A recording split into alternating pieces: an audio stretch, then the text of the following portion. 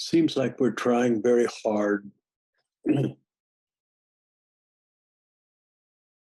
awaken.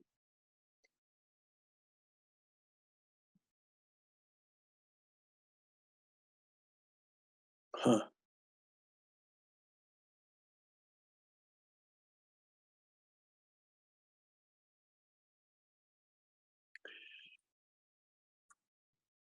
It's been said that in Zen that you see your original face. And what that means when it says to see your original face is the face you had before you were born. And I have my views about these things. I do. And I'm not saying that I'm absolutely 100% correct. I don't think anyone that tries to explain spirit in a logical and rational way can come close to expressing what it really is. The original spirit, the original face, is connected to the infinite and to you.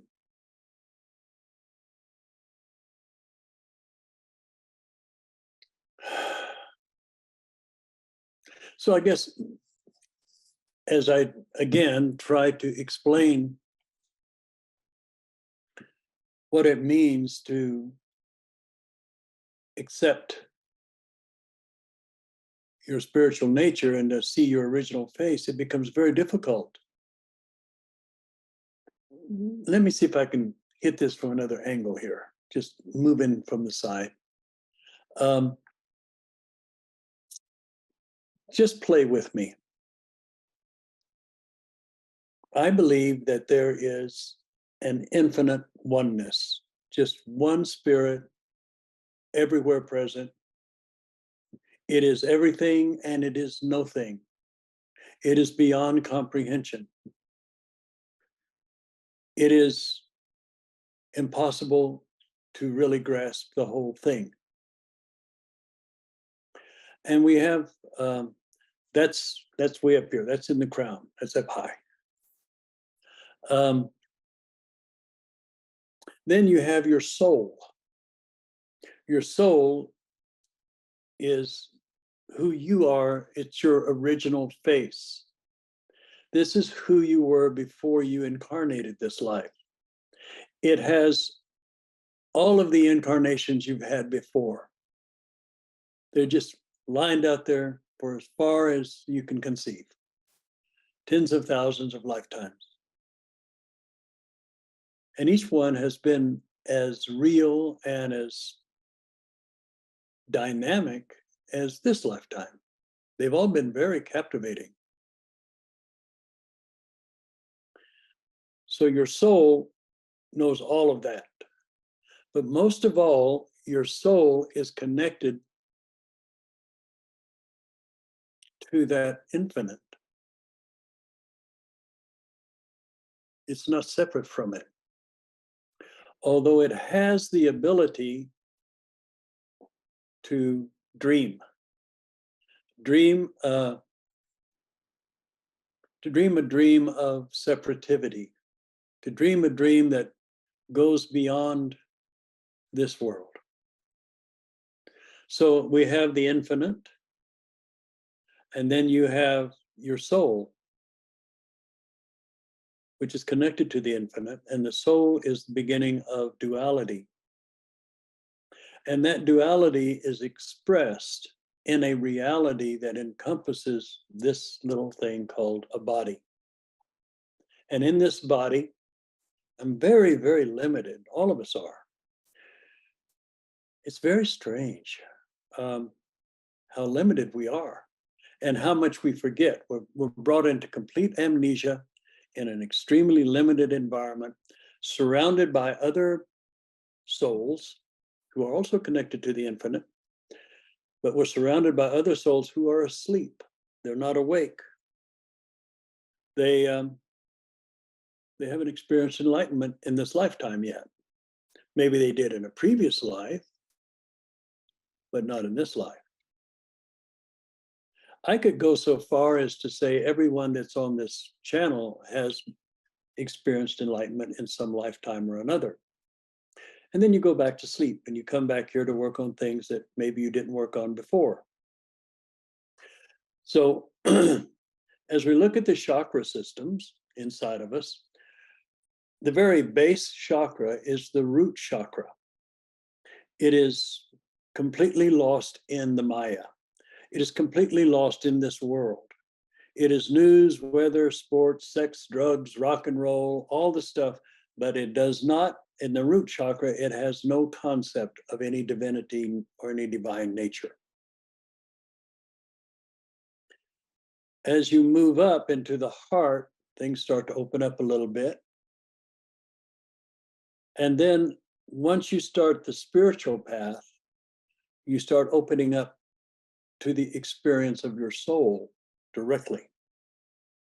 Sometimes this is found in Christians when people get born again. They're seeking their higher nature through Christ to have an incredible experience of the divine. And then that's an opening for them. Then they do a lot of praying and things of that nature, studying.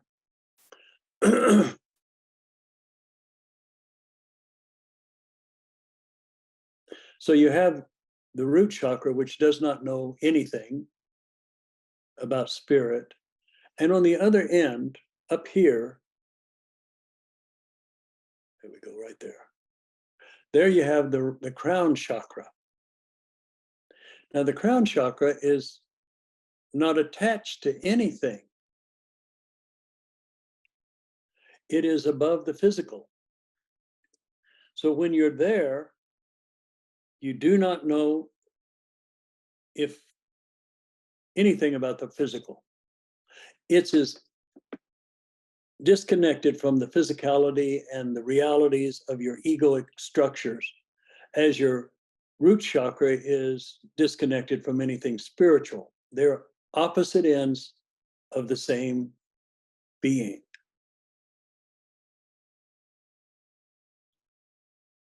So your soul has this divine connection. And it's also hooked in for your entire life into the root chakra. So even if you go into samadhi, even if you can completely dissolved in spirit, at some point your soul will be drawn back into your body and hooked into here, and there you go. You have to deal with life. You go into samadhi, and well, that's a whole subject in itself, which I might get into a little bit. But when you drop out of samadhi right through the crown, and you drop down into the third eye, and then you continue dropping down, it becomes more and more dense, more and more dualistic.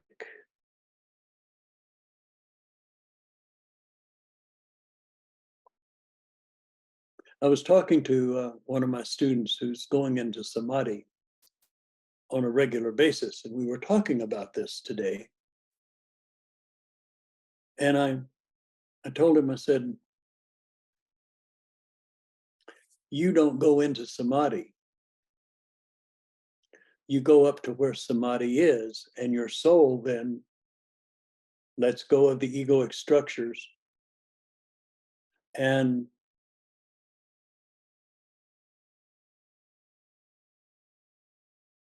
sorry, thoughts leave me at times.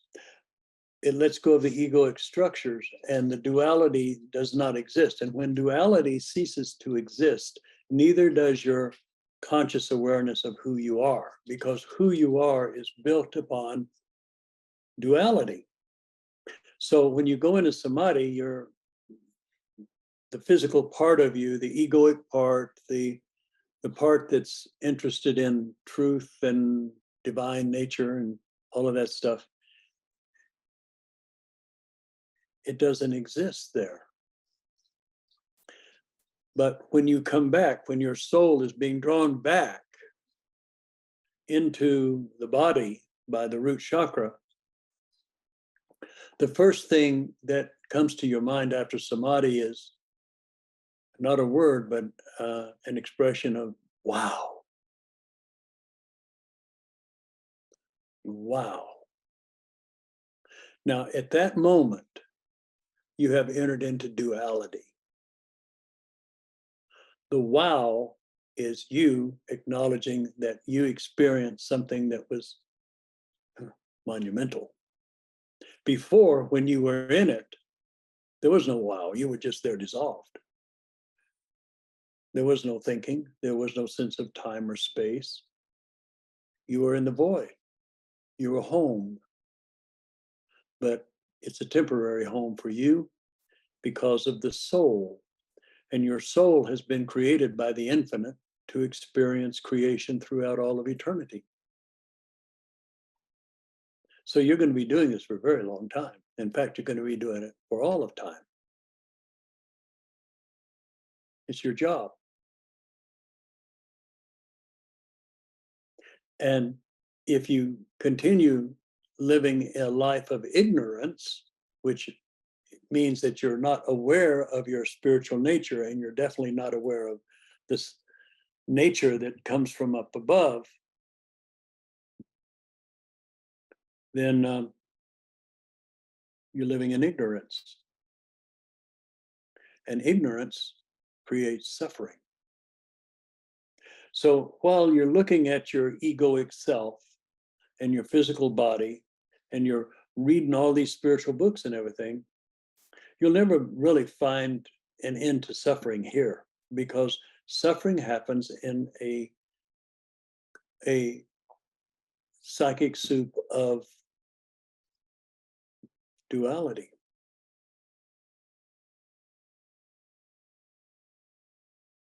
Now, your soul, having touched the divine and being connected to the divine at all times, is still at all times connected to your body until it pulls the hook, pulls the spirit out of your body, and you leave all of this behind.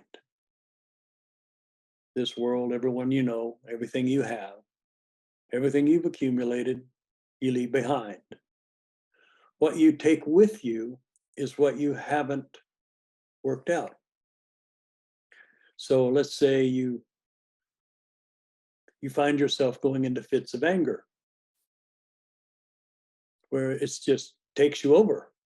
Somebody cuts you off on the road, or they say something to you, or something you're working on suddenly falls apart in your hands, and you've wasted hours, and now you've got to redo it again, and now you're just angry. So you die and you have that anger. So you go to the next level after you leave this body, you go to the soul level, and you review things. You look at the things you did in this life that worked, and you look at the things that didn't work. It's very embarrassing, actually. But we're still in the egoic sense here. I'm describing something at the soul level that's coming from this ego here.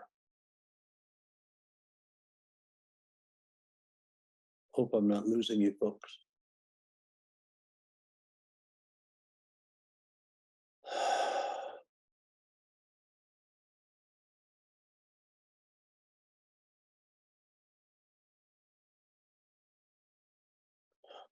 Anything that I use in this physical body is limited. I can't speak Swahili or Farsi or Hindi. I can't speak Chinese. I'm not familiar with the different cultures and the different religions in South America and in the jungles and in Africa. I'm not familiar with the different cultures of the world that much, just a little bit here, a little bit there. So I'm very limited. I'm limited to who I can talk to. They have to understand English or have some sort of a translation thing going on. So even when you're enlightened in this world and you have a body, you're still very limited. And you're still working on things that you haven't worked out in the past. This is why a lot of teachers get into trouble, because they're experiencing samadhi and they're coming back, and then the things that they haven't worked out in their life, maybe Maybe they haven't worked out their manipulation or their need to control or their need to dominate. And so this brings forth into their teaching. And so they die, and then they say, oh, I didn't work on those things to die. There's some things there I should have kind of picked up on, but I didn't. So now you reincarnate. And when you reincarnate, all the things you didn't work out here, you're set up in your next incarnation. The people that you hated and couldn't stand to be around will probably be your uncles and aunts or your parents, maybe. The people you loved and that taught you great things, you'll run into them again too. It's all there. You just got a new body, a new form of ignorance in the way of your new culture and language and religion and all that other stuff. But you are eternal. You were around before the foundations of the earth, and you will be around long after this little solar system goes into supernova and disappears. You're very old, but you've forgotten all of that. And you don't even become aware of it until you start to meditate. Now, why is meditation so important? Well, I'll answer my question. Because you stop your thought. When you stop your thought, then you start entering into oneness.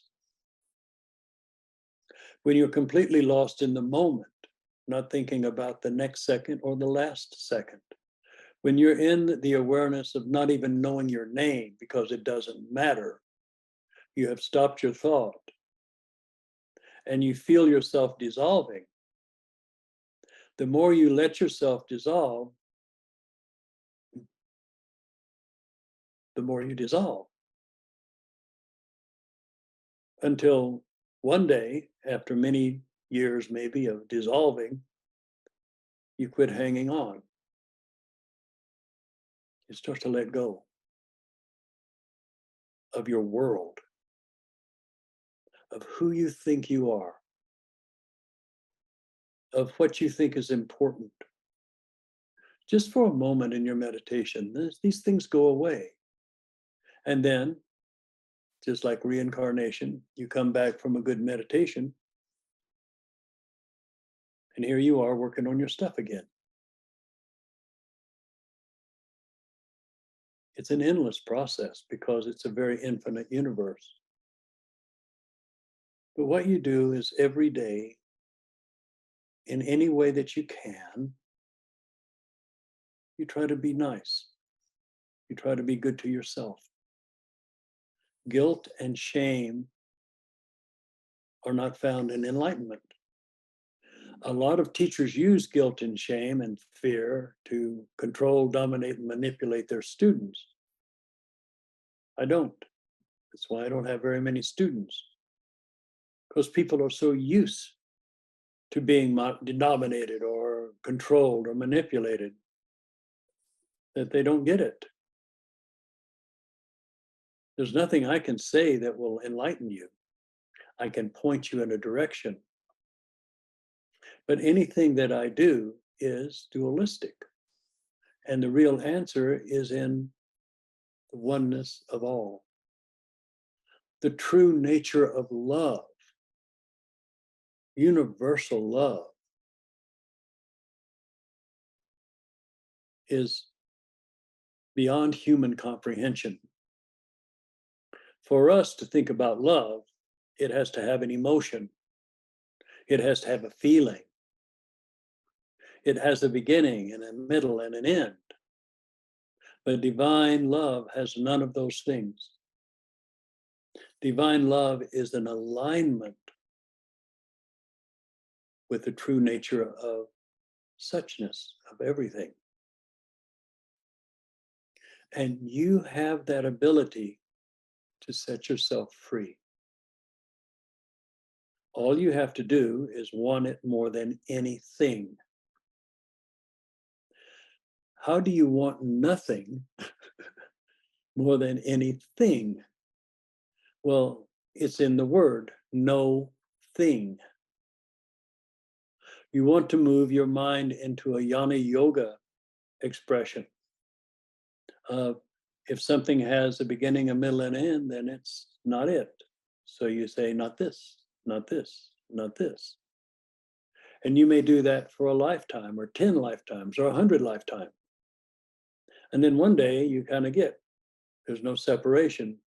Then you do the little thing where you turn it over. And then no matter what you see, how horrible or terrible or destructive it is, how painful it is, how incredibly sad it is, you say, this is eternity too. This is love. This is true. This is good. This is the divine having the dance of reality. And I probably lost all of you about 10 minutes ago, but this is being recorded, so maybe you can figure out pieces of it later. When you come back from samadhi and you have the wow, you have entered into duality. From that point on, you start, because of your ego, you're doing everything you can to incorporate the infinite into your finite.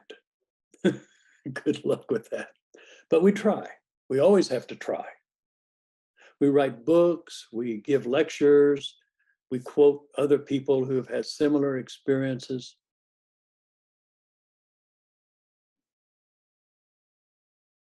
But it's beyond that. It's beyond religion. It's beyond what you conceive of God to be. Maybe your whole life you've been praying to God and been feeling God. And God has been every once in a while helping you out. A little miracle here and there. These things happen. So the question is, who is God? And if your God is expressing itself in duality, then it's not God at all, it's your higher self. And your higher self loves you individually more than anything in this creation. You are the apple of your higher self's eye. It loves you unconditionally. And there is no guilt and shame in that love. It is perfection. But you see it and you're taking that divine love that's so perfect and you're turning it in on itself. What was at ease now becomes a dis-ease. And healing yourself of the dis-ease means that you have to do a lot of things. Number one, you have to dispel all ignorance. Ignorance of duality. That's what it is.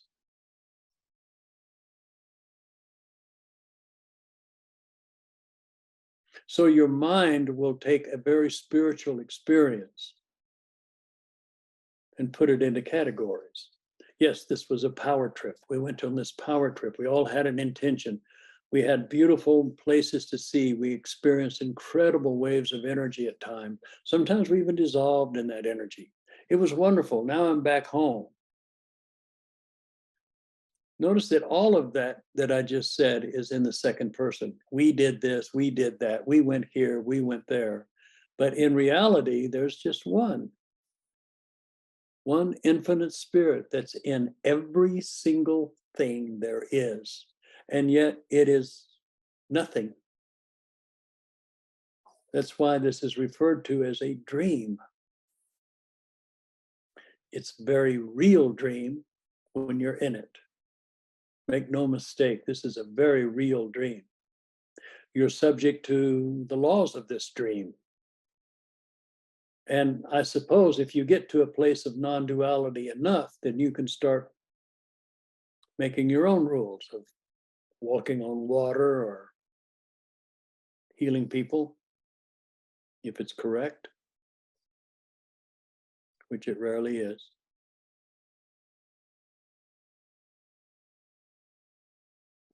So you have your higher self, you have the infinite, and you have your mundane self.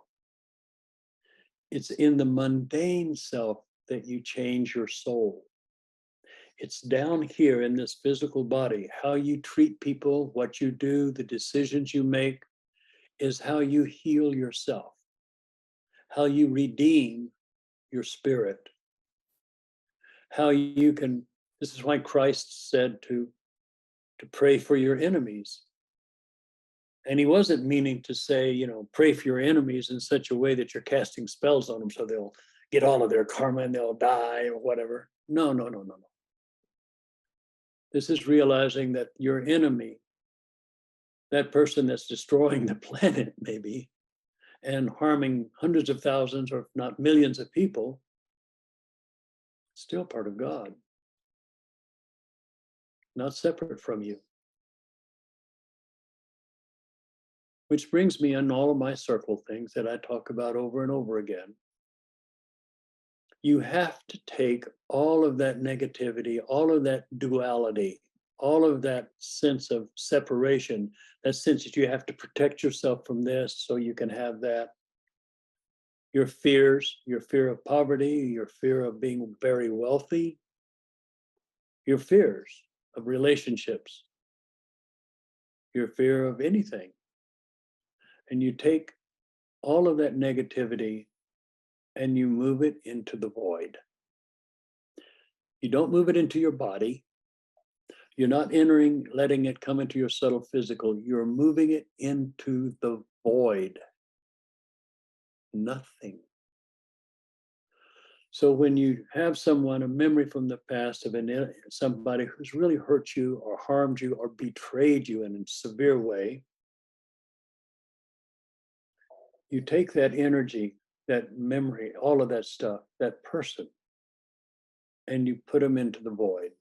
You just hold it right there with your intention from your heart and your will from your throat. You just hold it right there, that little notch.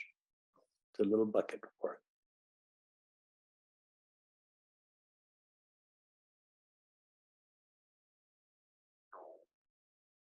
And when that's done, in the place where that anger or fear or heartache was, put your hand over your heart and you accept the divinity of all things. All things work for the good of those who love spirit. So if you're seeking to awaken and you forgive people, everything starts changing for you. If you want to hang on to your angers, if you don't want to forgive somebody because they were so horrible, then don't. You'll just deal with them in the next life. They actually might be your brother or sister.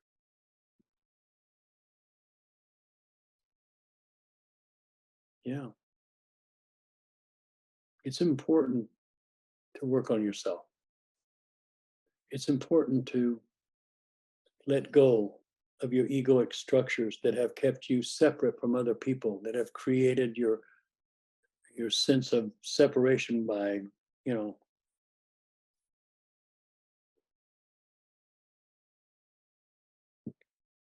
being divided from others because of skin color or sexual orientation or culture or language. All of this separativity, politics, I'll love you as long as you're not a Republican, or I'll accept you in my life as long as you're not a Democrat. Do you really want to take that into your next life?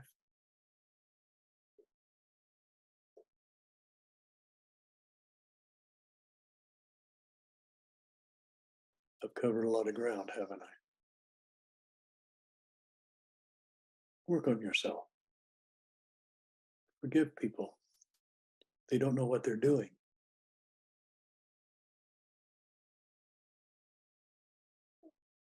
Forgive yourself. You didn't know what you were doing then either.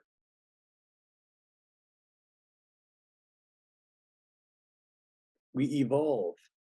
We change. So if you evolve and change, can you allow people who you don't like to evolve and change? Well, you'll figure it out. I'm here to work with you. I'm happy to meet with you one-on-one if you like. I have a limited amount of time left, so I'm making myself very available. Not that I'm going to die next month. I don't think so. I'm actually in fairly good health. Got a few issues, but nothing that can't be overcome. Just like you.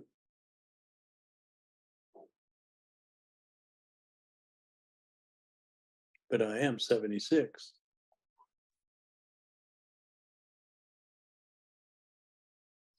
Yeah,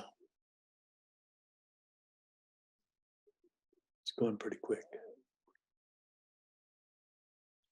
So I'm here for you. If you want to talk to me one-on-one, I'm available. Just send me a little text or an email.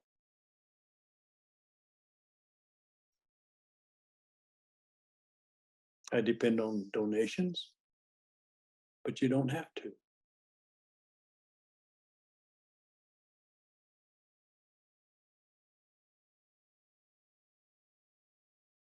I'm free. And I'd like for you to be free also. This life is very short. Make the most of it. You don't have time to sit and hang on to your angers and your prejudices and your fear. Remember, there's no guilt or shame or fear in enlightenment. There is a great deal of awareness about the rules of this incarnation, like you don't do something stupid like jump off a top of a house to see if you can fly. You're naturally going to fall, because if you do that, you're into ego, and that's duality, and you're definitely going to be subject to the laws of duality in this reality. I'm just kind of free floating today. I apologize if I haven't made any sense. I don't apologize for what's going on underneath.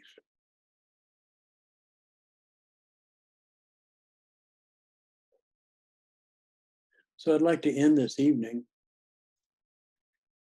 with a meditation, and also invite you to check out our YouTube channels. I have many videotapes, video meditations up on our YouTube channel. And if you'd like more information on what you can do to support the Dharma, we always have needs. This is right now a one-man show. Be nice to have some help sometimes, but maybe not. Whatever your heart says, follow your heart. Always remember that. You must follow your heart. But you can only follow your heart after you discover who you are, because your heart is full of the dreams and the desires of those who love you. And they're not there to hurt you, but they're there to keep you in a certain reality so they can relate to you. At some point, you have to give everything up. Yeah. Give it all up for God. Believe me. Letting go of your egoic structures and surrendering everything to spirit completely over and over again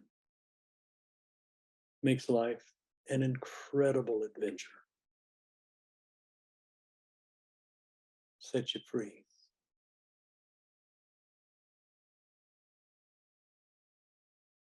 God bless you.